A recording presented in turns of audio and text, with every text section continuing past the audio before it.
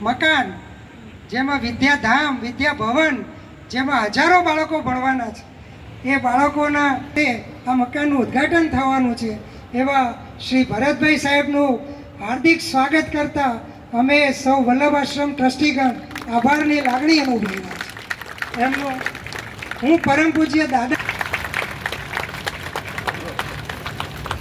આપ સૌ જોઈ રહ્યા છો કેટલા સરળ સ્વભાવના છે. મને કે મારે નથી, અને એ વિનંતીને માન આપીને તેઓ ખાસ પધારેલા છે. વિશેષ આજે ઉપસ્થિતિમાં હું કહું કે વલ્લભ આશ્રમ MGM અમીન, માતુ હસમુખભાઈ અમીન આજે ઉપસ્થિત છે, અમારા ટ્રસ્ટ બોર્ડમાં ટ્રસ્ટી છે. આપ સૌનું હાર્દિક સ્વાગત છે. હસમુખભાઈ આવ્યા છે. સુધાબેન, આપનું પણ હાર્દિક સ્વાગત છે.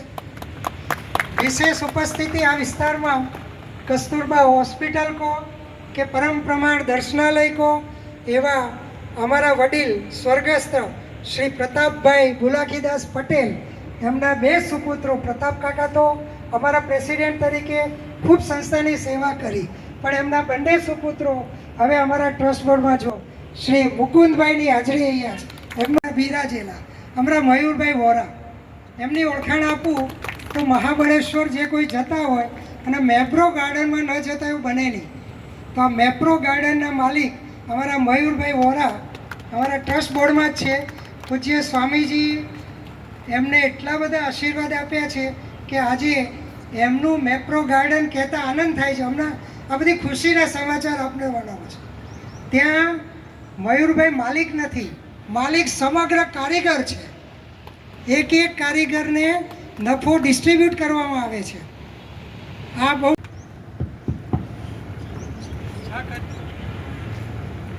આજના શુભ પ્રસંગે દિનેશભાઈ આપ સૌનું સ્વાગત તો કર્યું છે,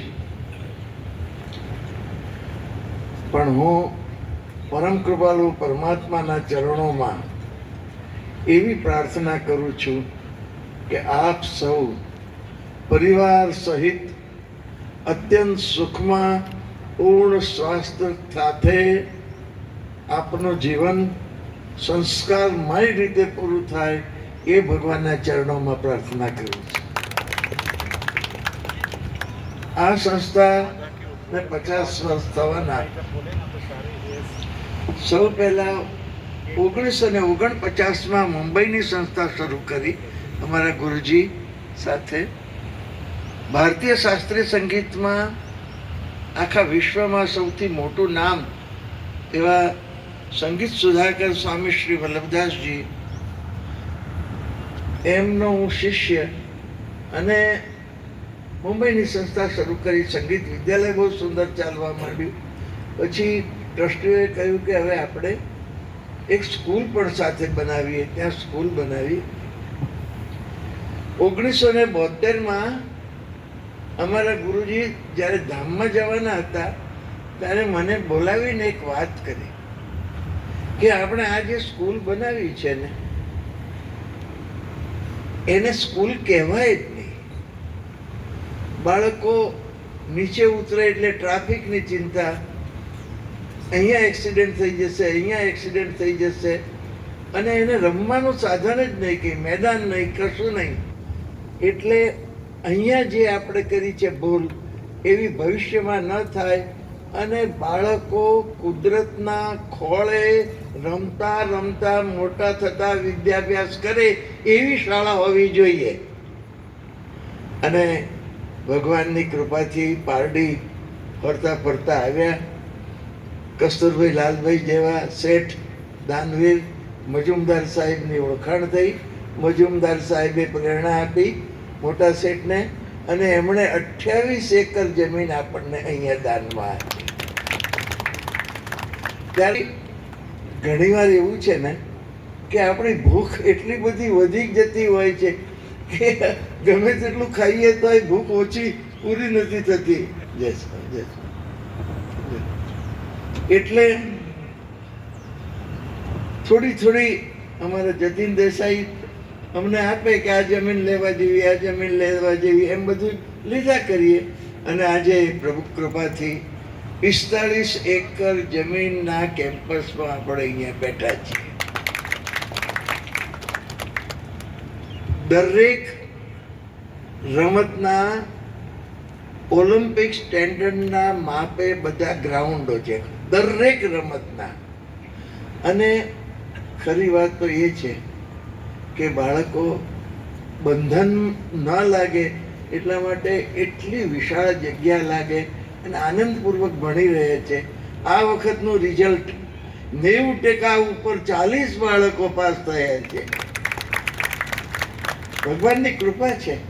અને એટલે હવે પણ ઉડવાના માટે આકાશ ખુલ્લું છે, એમાં કોઈ આકાશમાં અવરોધ નથી, તેમ એની સીમા નથી. એમ થાય છે એટલે એમ થાય કે હજી આ સંસ્થાને વધારે સુંદર બનાવીએ, વધારે આગળ બનાવીએ અને લાખો બાળકો સંસ્કાર સાથે આજે વિદ્યાભ્યાસ કરવો એ બરોબર વાત છે, પણ સાથે આપે, પિતા સંસ્કાર આપે. પણ જેવું અમારા બાલ મંદિરમાં બાળક આવ્યું 3 વર્ષનું થઈને, ત્યાર પછી અમારી જવાબદારી નિભાવવામાં આજ સુધી તો અમારા કર્મચારીઓએ એટલો બધો સહકાર આપ્યો છે કે મારું 3 વર્ષનું નાનું બાળક તમે સ્ટેજ ઉપર જુઓ, નિડરતાપૂર્વક, નહીં તો નાનું છોકરું બોલે જ નહીં અને એને બોલાવો માન પકડીને એની માન વડે, ત્યારે અહીંયા એ દોડીને નાસ્તો કરવા આવે અને બધો નાસ્તો પૂરો ખાઈ લે છે. એ તો ઠીક છે, પણ આ બાળકોનું ભવિષ્ય ઉજ્જવળ છે એ નક્કી છે.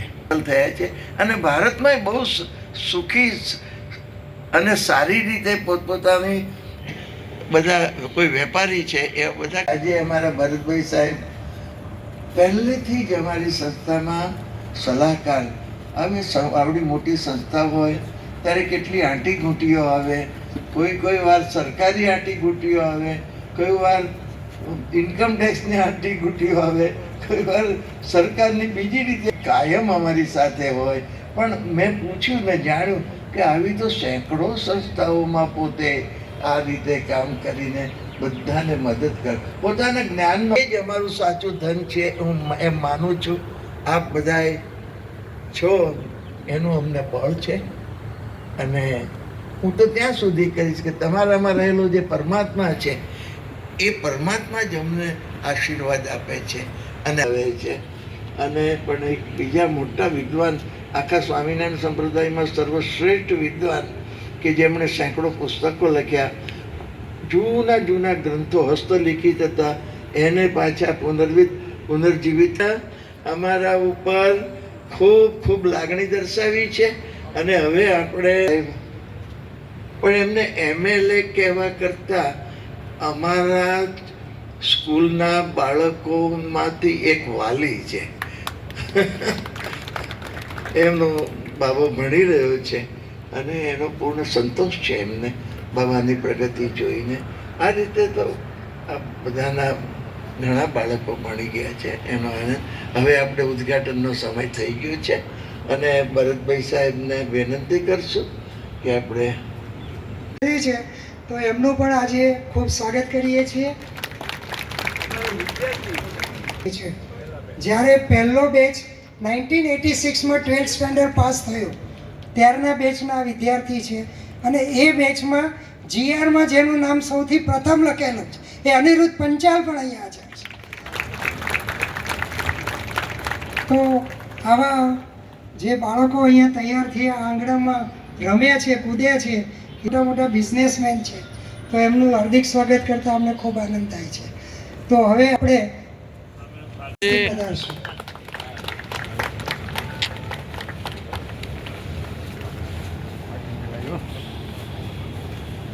શરૂઆતમાં પટેલની ઓળખાણ કરવાની રહી ગઈ. કમલેશભાઈ, છાયાબેન પણ અહીંયા હાજર છે, એમનું પણ હાર્દિક સ્વાગત છે.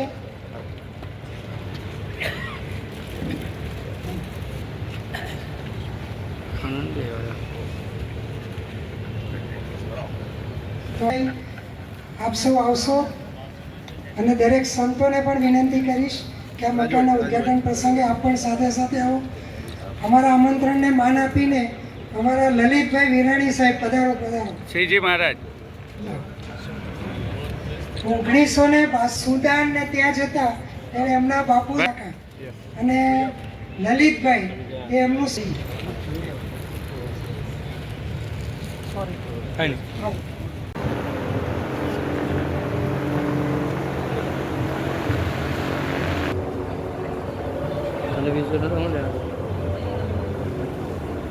બહેનો પાછળ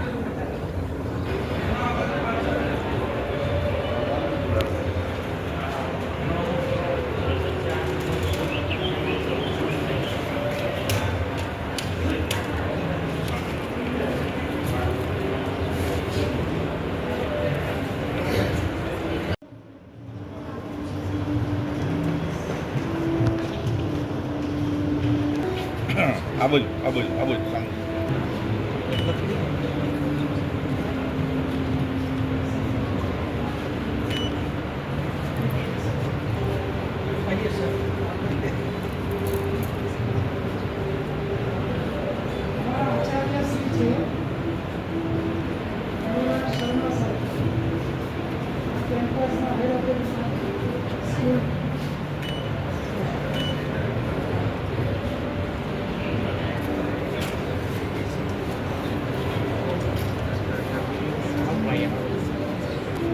આ લઈ લો.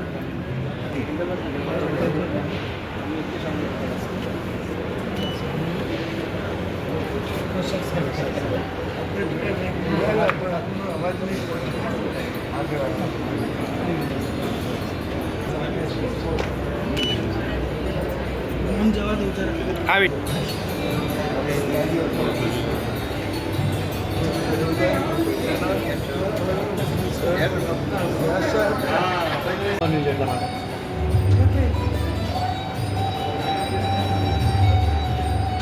હવે આવી જાઓ ને જોઈ જોજો. બોલો શ્રી સ્વામિનારાયણ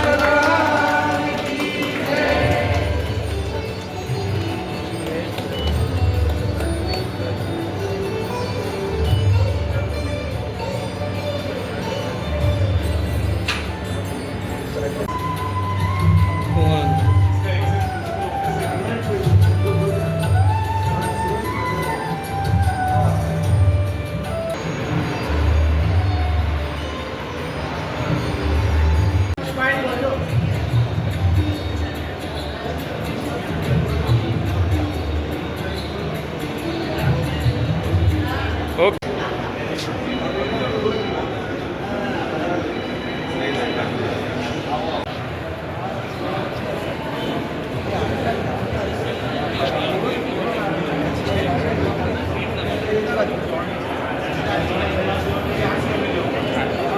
કી જય.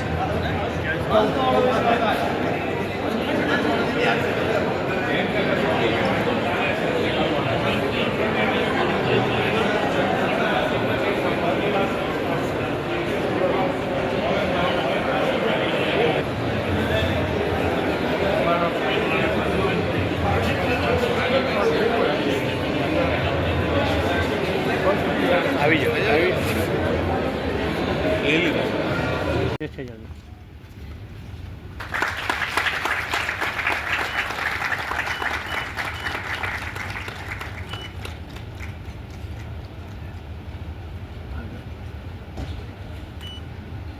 ત્યારબાદ દાદા બેસો.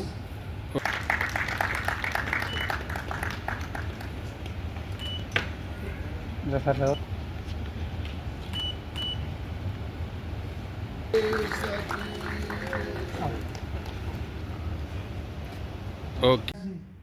અમારા સૌના અને આપણા સૌના દાદાના 96માં જન્મદિન નિમિત્તે આપ સૌનું હું કુશ સાકરિયા વલ્લભાશ્રમ તરફથી હાર્દિક સ્વાગત કરું છું. આ મહારાજશ્રીને દીપ પ્રાગટ્ય માટે આમંત્રિત કરીશ.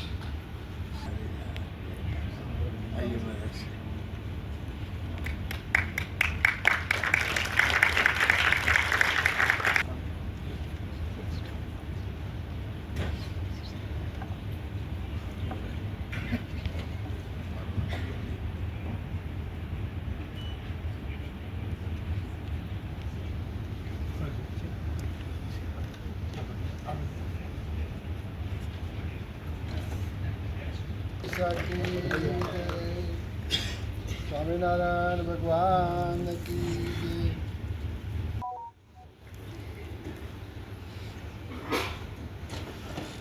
આજના પ્રસંગે આચાર્ય સૌરભ ચતુર્વેદી સરને વિનંતી કરીશ કે સર આજનું પ્રાસંગિક परम वंदनीय दादा वल्लभ आश्रम के ट्रस्टीगण एवं सभागार में उपस्थित सभी भक्त वृंद, श्रोत वृंद, सभी को मेरा प्रणाम, सभी को मेरा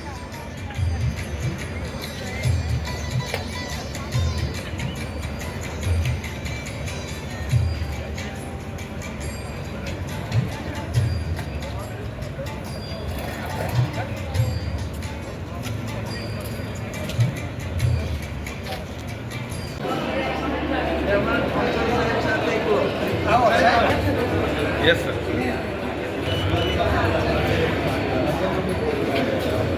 ઓકે સર ઓકે